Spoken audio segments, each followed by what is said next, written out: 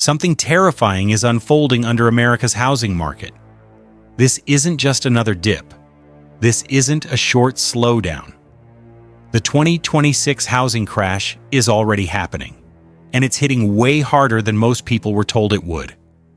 While TV experts keep saying this is temporary, regular families are watching years of savings disappear in real time. Foreclosure letters are showing up again, at levels we haven't seen since the 2008 crash. And here's the part that should scare you. This isn't about prices falling 5 or 10%. In some cities, home values have been cut in half. In certain neighborhoods, it's even worse. People who thought they were building wealth are now stuck in homes worth far less than what they still owe the bank. In this video, we're breaking down 10 American cities where the housing market isn't just slowing down, it's falling apart. You'll see where the bubble finally popped, why the warnings were missed, and what this means. If you're thinking about buying or selling a home right now, let's get into it. Number 10. San Francisco, California. San Francisco used to be the ultimate symbol of unstoppable tech money. For years, the idea that home prices here could really fall felt almost impossible. But over the past few years, that whole idea has been torn apart.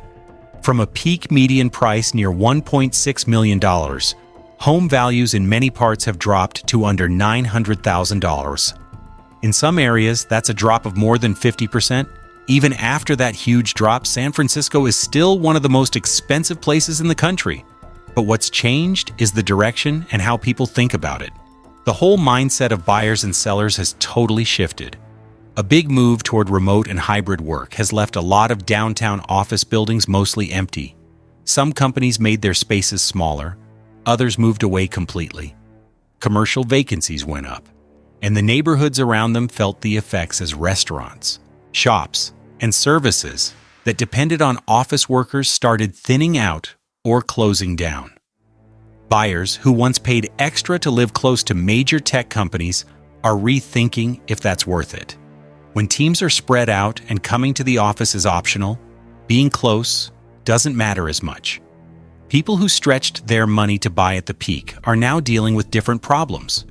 Property taxes, HOA fees, and insurance didn't drop nearly as fast as home values. In some buildings, monthly association fees are thousands of dollars, even when big upgrades still aren't done. Selling means taking a loss. Holding on means paying more every month. Wildfire risk in nearby areas has changed the whole insurance game. Some insurers have gotten stricter or pulled out of certain places completely, forcing people to hunt for new policies with higher bills or less protection. Public safety stuff, visible homelessness, and stores closing everywhere have become part of what people think about. Rising bills that don't change, shifting work patterns, and less demand are pushing more owners to think about selling, even at way lower prices. San Francisco's story isn't just about explosive growth anymore. It's about what happens when tech money and real estate gambling run into real-world limits, old infrastructure, and regular workers who can't afford to live there. Number 9. Palm Springs, California. We're staying in California for this one, and what's happening in Palm Springs is absolutely wild. This desert city became a globally recognized symbol of mid-century modern design and sun-soaked leisure living. For many years, it represented effortless style, year-round sunshine, and reliable real estate gains. During the pandemic housing boom, home prices in Palm Springs surged to absolutely crazy levels, with median property values approaching $1.2 million in some reports by early 2022. But by 2026, that whole story had completely flipped and gone the other direction. In many neighborhoods throughout the area, median prices have fallen all the way back down into the high $500,000 range, which is a drop of more than 50%.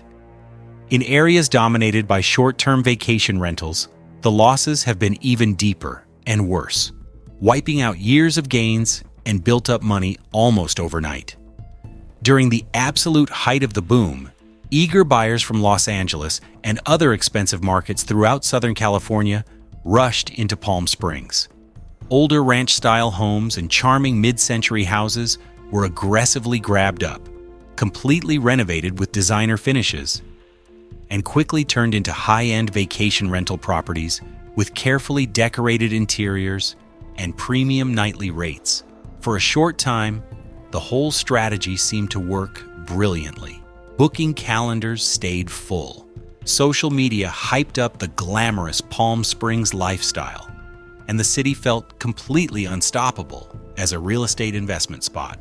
Then market conditions and rules changed dramatically. Heat waves got progressively more intense and lasted longer. Tourism patterns and what travelers wanted shifted significantly. Local government officials started tightening short-term rental rules in response to community complaints. New permit caps, stricter enforcement, and way heavier fines for violations dramatically changed the whole financial picture for rental property owners. Some investors found out that their existing short-term rental permits couldn't be renewed under updated city rules, suddenly cutting off the rental income they'd been counting on to cover mortgage payments and expensive renovation costs. Insurance quickly became another major source of money stress and uncertainty. As wildfire risk increased across the broader region, several large and well-known insurance companies significantly cut back their coverage throughout California, or left certain high-risk markets completely.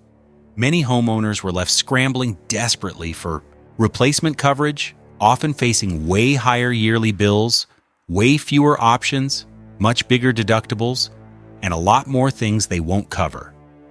At the same time, energy costs kept rising steadily in a desert climate where air conditioning isn't a luxury or an option. It's an absolute must for comfortable and safe living, especially during the brutal summer months. Water availability and usage has added yet another ongoing cost and worry. City restrictions and financial penalties for using too much water have become increasingly common and strictly enforced. Even in a city where private swimming pools, decorative fountains, and lush desert landscaping were once considered major lifestyle selling points and standard stuff. Together, all of these mounting pressures have completely reshaped the basic economics of owning property in Palm Springs. The city still looks absolutely stunning in carefully staged photos and glossy marketing stuff. But behind those attractive pictures, the actual money numbers tell a very different and much less appealing story. Homes that once seemed like reliable stores of wealth and safe long-term investments are now way harder to sell anywhere near their previous peak prices. Properties that were bought specifically as short-term rental investments often struggle to make enough money to justify their ongoing costs. Once utilities, regular maintenance, professional property management fees, insurance bills, and property taxes are all properly factored in. Residential streets that used to buzz with activity during peak tourist seasons now show noticeably more for sale signs and way fewer driveways filled with rental guest cars. The energy and excitement that defined Palm Springs during the boom years has been replaced by caution, uncertainty, and a growing feeling that the easy money has already been made and left town. Palm Springs clearly shows what happens when trend-driven demand, aggressive gambling on real estate, and serious environmental risk factors all come together in one place. It forces both current owners and potential buyers to face a genuinely tough question. How much is an attractive lifestyle and nice weather really worth when it comes with rising costs, growing rule uncertainty, and increasing climate-related risks? If you've been watching the Palm Springs market over recent years, either as an owner, investor, or interested observer, let us know in the comments whether you think Palm Springs can successfully reinvent itself yet again as it has done multiple times before, or whether this current drop represents a more permanent reset in how desert luxury living is realistically valued and priced going forward. Number 8. Cape Coral, Florida. When you roll into Cape Coral, everything looks totally perfect. The sunshine hits just right. Palm trees everywhere along the streets. Hundreds of miles of waterfront canals running through neighborhoods that look like something out of a vacation magazine. Throw in Florida's zero state income tax, and it feels like you've found heaven on earth. But that whole picture falls apart the second you actually look at the real numbers. In just under 2 years, the typical home price in Cape Coral has tanked from around $465,000 down to about $260,000. That's a 40% nosedive, and it's not stopping. People who bought in 2023 or early 2024 are watching their money disappear month after month. But here's where things get even crazier. Insurance costs in Cape Coral have blown up into something almost hard to believe. Insurance companies are literally canceling people's policies and straight up refusing to give them new ones. Right now, it's totally normal to see yearly homeowners insurance bills between $8,000 and $10,000 for a house worth around $300,000. Just think about that for a second. You're paying almost 3% of what your home's worth every single year just for insurance. One family saw their insurance bill double in the same 12 months that their home lost more than $100,000 in value. What they thought would be cheap coastal living has turned into a money trap where their bills keep going up while their property value keeps tanking. Hurricane Ian ripped through Lee County and left damage that still hasn't been fixed. Fixing everything got crazy expensive. Some contractors took people's money and never came back to finish the job. Help from the government moved super slowly. Meanwhile, homeowners associations kept sending bills, and special fees started popping up just when families were already barely hanging on. Houses now just sit there unsold for 6 months or longer. The price drops aren't small tweaks. One waterfront place that started at $899,000 finally sold in the low $400,000 after sitting there for months. That's almost a 50% cut. If you're living in Cape Coral or ever thought about buying there, drop a comment and tell us what's happening. The numbers coming out of this part of Florida are sending a big warning to coastal housing markets everywhere. Number 7. Las Vegas, Nevada. Las Vegas has never been scared of taking chances, but the biggest bet this time wasn't inside a casino. It was in the regular neighborhoods all across the valley. During the boom, median home prices jumped toward $475,000. By 2026, that median had fallen into the high $200,000, which is drops of up to 60% in some areas. A huge part of what went wrong came from all the short-term rentals. Investors went crazy buying single-family homes and condos, betting that tourism would never stop and the rental money would keep rolling in.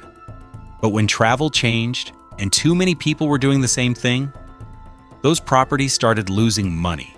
People weren't booking as much. The rental income stopped covering mortgages, property taxes, insurance, and keeping the place fixed up. Worries about running out of water and record-breaking summer heat have gotten national attention. Insurance costs have gone up as these risks become harder to ignore. Utility bills during the hottest months are now putting real stress on people's budgets. Out on the edges, newer subdivisions show half-finished projects, showing that growth plans don't match what people actually want anymore. Workers in hotels and entertainment are struggling financially. Wages in service jobs haven't kept up with housing costs, even after prices came down.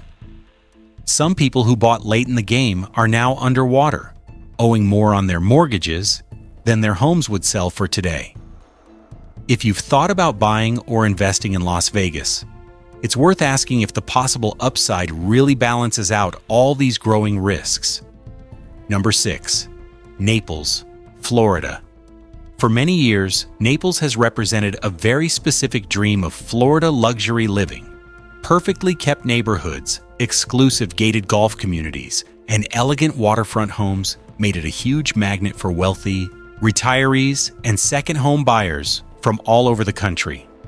At the absolute top of the recent housing boom, average home prices in some of the nicest areas climbed to around $1.1 million. Since that peak, things have changed dramatically and painfully.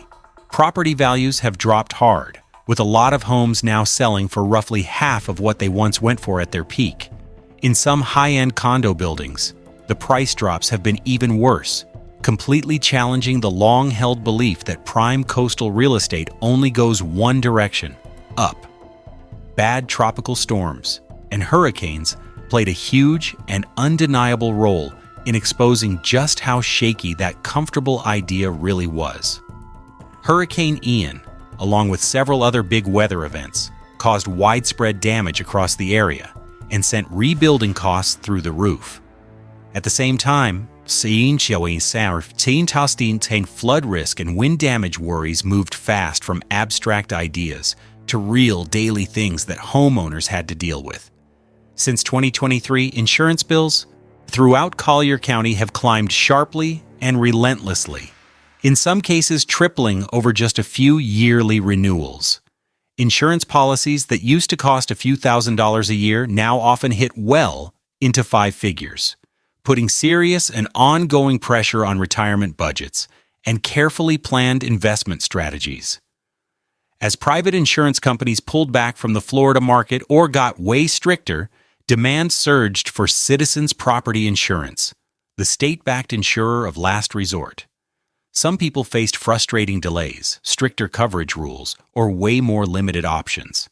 The end result is more and more households paying crazy high insurance costs while getting less than ideal coverage, all while still covering property taxes and mandatory association fees that are based on values that don't match current reality anymore. For buyers who got into the Naples market at or near the peak, that combination can feel like getting squeezed from both sides at once. Property values are falling, but bills keep rising or stay stubbornly high, creating a tough money trap. Naples is also known for its tons of gated communities and strict homeowners associations. Monthly association fees can be pretty big, and special charges often show up on top of regular monthly dues with almost no warning. Major projects like fixing seawalls, replacing entire roofs, or renovating clubhouses often translate into large one-time charges that can run into tens of thousands of dollars per unit. For people who bought properties at peak prices expecting truly easy coastal living, the combination of falling property values and rising bills has been a real shock and disappointment. Some property owners who once confidently planned to pass these valuable homes down to their kids or other family are now seriously rethinking that future plan and actively thinking about selling instead, hoping to get out before things get worse, or another big hurricane hits and causes more damage. The golf courses, fancy clubhouses, and resort-style community stuff still look impressive and well-kept on the surface, but behind the scenes, more and more properties are quietly hitting the market as owners try to exit before things get worse or the next major storm shows up. If Naples was once your dream retirement spot and where you imagined spending your later years, this current market gives you an important reminder to look carefully beyond the pretty scenery and nice weather. In hurricane-exposed luxury coastal areas like Naples, true long-term affordability comes down to not just what you pay up front, but ongoing climate risk, rising insurance costs, strict homeowners association rules and fees, and the real chance of major storm damage. All of these things can change way faster than a lot of buyers expect when they're making their purchase. Number 5. Austin, Texas. You show up in Austin expecting nonstop growth and endless chances. During the pandemic boom, home prices shot up by more than 90% as tech workers poured in, and remote work became the thing. Then, everything flipped. By mid-2026, the median home price had dropped from around $575,000 down to just under $385,000. That's roughly a one-third drop, and a lot of people think there's still more falling ahead. Big companies have been laying people off. Tech firms slowed down hiring or cut workers completely. The tall apartment buildings that used to show off Austin's crazy growth are now dealing with empty units and throwing out crazy move-in deals. With mortgage rates sitting above 7%, people just aren't as excited about expensive city living anymore. A brand new house in East Austin that was originally listed near $799,000 is now down closer to $499,000, and it's still sitting there with no buyer. That's a $300,000 price drop, and nobody wants it. Homeowners associations keep charging expensive fees even when nobody's using the stuff they're paying for. Some buildings have thrown in new tech fees or special charges just to keep things running. Brutal summer heat, constant worries about the power grid, and rising insurance costs have added even more problems. That whole wave of people moving here that used to fuel Austin's growth has slowed way down. A bunch of folks who moved here during all the hype are now quietly heading to places where it doesn't cost as much to live. If you bought in Austin near the top, leave a comment and tell us what your numbers look like today. A city that everyone said was going to be the next big tech hub is learning a tough lesson about what happens when everyone gets way too excited about growth. Number 4, Boise, Idaho. Boise used to be this quiet success story. People moved there for all that open space, beautiful nature, and houses that normal people could actually afford. Then everyone found out about it, and everything changed overnight. Between 2020 and 2022, home prices jumped by more than 70% as buyers from expensive coastal cities rushed in. By mid-2026, that whole boom had completely reversed. Home values have dropped close to 50% from their peak in a lot of neighborhoods. Median prices that used to be in the mid-$500,000 range have slid down toward the high $200,000s. The big problem is that home prices just don't match what people actually make there. Remote workers showed up with their big city paychecks, but those jobs were never really tied to Boise itself. When tech companies started cutting back and making people come back to the office, a ton of those high earners just left. What's left are home prices that got pumped up by people who aren't there anymore, and local wages that are closer to what Boise always paid. New neighborhoods kept spreading out around the city, built on the idea that growth would never stop. Some places have already gone into foreclosure. Others are being sold for huge losses. People are talking about buyers losing 6 figures on houses they thought they could flip fast. Wildfire danger and changing weather are starting to mess with insurance prices. In some spots, what people pay has kept climbing, adding another bill to budgets that are already stretched thin. Longtime locals who were frustrated by how fast everything changed are now watching as parts of those new developments just sit empty. If you moved to Boise thinking it would be this safe place, share your story. Boise is a perfect example of how fast a hidden gem can turn into a warning sign. Number 3, Phoenix, Arizona. In Phoenix, the pressure isn't just coming from the desert heat. It's showing up in the housing numbers. At the top of the boom, median home prices climbed into the low $600,000. Since then, prices are down close to 50%, pulling typical values back toward the low $300,000 range. Investors rushed in. Remote workers showed up thinking flexibility would last forever. Builders threw up massive neighborhoods faster than they could build schools, hospitals, and stores to go with them. Once interest rates went up, people stopped buying. A lot of listings now sit there for 5 months or more. Sellers are being forced to take offers way below what they would have gotten last year, often throwing in help with closing costs, buying down the mortgage rate, or other extras just to get a deal done. Phoenix regularly deals with long stretches of crazy hot weather, pushing up electricity use and utility bills. Power companies have raised rates, saying their infrastructure is stressed. Long-term water coming from the Colorado River is being watched more closely, with some new developments facing tighter limits. Insurance companies are rethinking their risk in hotter, drier places, leading to higher bills, bigger deductibles, and new things they won't cover. For families already stretching their budgets, those added costs can be a big deal. Phoenix was sold as a cheaper option to coastal markets, but a lot of Recent buyers are learning that real affordability depends on stable utility bills, reasonable insurance, realistic home prices, and steady jobs, not just what the house costs up front. Number 2. Myrtle Beach, South Carolina. At first look, Myrtle Beach looks like the perfect coastal getaway. Wide sandy beaches, resort-style high-rises, and tourists everywhere. During the pandemic boom, it became a hot spot for investors. Buyers rushed in, grabbing beachfront condos and short-term rentals, sure that steady tourism would always cover their costs. Since 2023, that confidence has been shaken hard.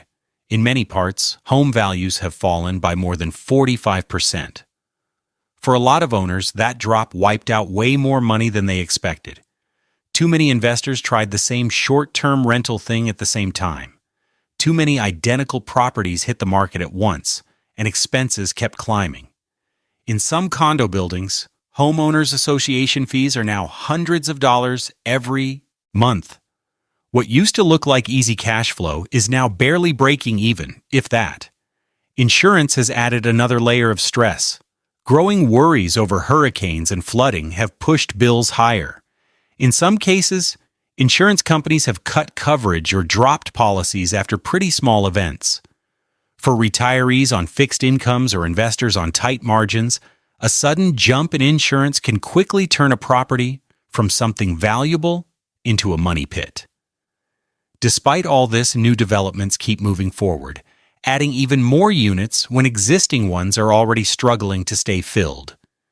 The imbalance pushes prices down while bills stay high. Locals have dealt with heavier traffic and stressed infrastructure without getting any of the money. A lot of service workers who keep tourism running now live farther out, driving into a city where tons of balconies sit dark when it's not tourist season. If your idea of a beach investment included reliable income and your property going up in value, Myrtle Beach shows you clearly that coastal real estate comes with risks beyond pretty views. Number 1. Salt Lake City, Utah. Salt Lake City suddenly got thrown into the national spotlight as a cheaper and better option than expensive West Coast cities. For a while, the whole story seemed totally convincing. The city had amazing mountain views, a growing tech sector, and home prices that still looked reasonable compared to California or Seattle. During the boom from 2020 to 2022, property values jumped by roughly 75% as buyers fought over everything. Since that peak, the reversal has been just as dramatic and fast.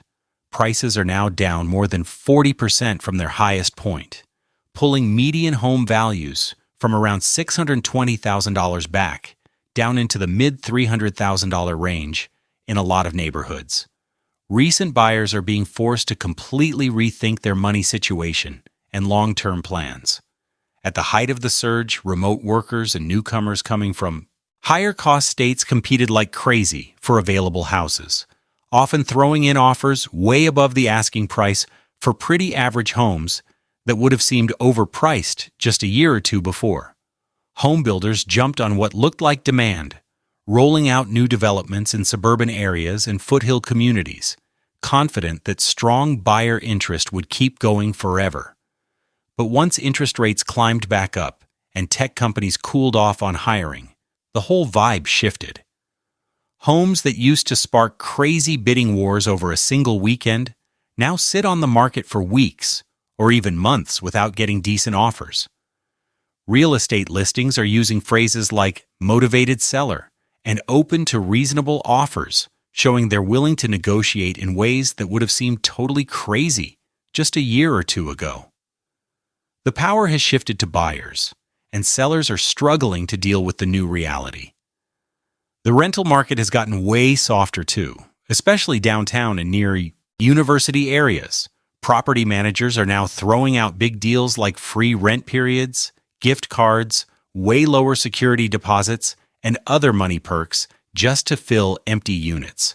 For landlords who bought rental properties during the boom, expecting nonstop demand and rents that kept going up, those deals and vacancies are eating into their profit and monthly cash flow. Some smaller investors are now quietly looking for a way out, even if it means taking a short-term loss, to avoid bigger problems later. There are also important environmental and structural things adding more pressure. Wildfire risk in the foothill areas has become more real and scary as summers get hotter and drier. Earthquake risk, which people barely talked about before outside of technical circles, is now showing up more in insurance talks and long-term planning.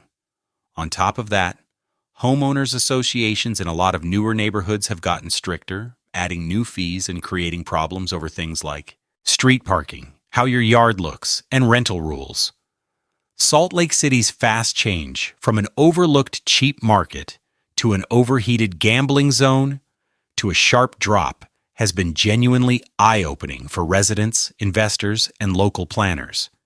It's forcing everyone to ask tougher and more honest questions about how many people the area can realistically handle and what kind of housing and infrastructure it really needs to build for the long haul.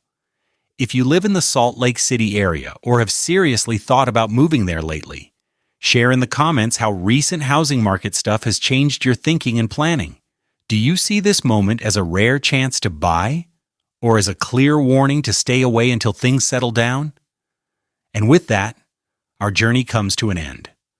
From investor-driven chaos in Cape Coral and Boise, to deep drops in Las Vegas and Phoenix, to luxury pullbacks in San Francisco, Naples, and Palm Springs, one pattern stands out clearly: the 2026 housing downturn is not a mild adjustment. In many of these cities, it's a full-scale reset that exposes just how fragile some of the most celebrated markets really were.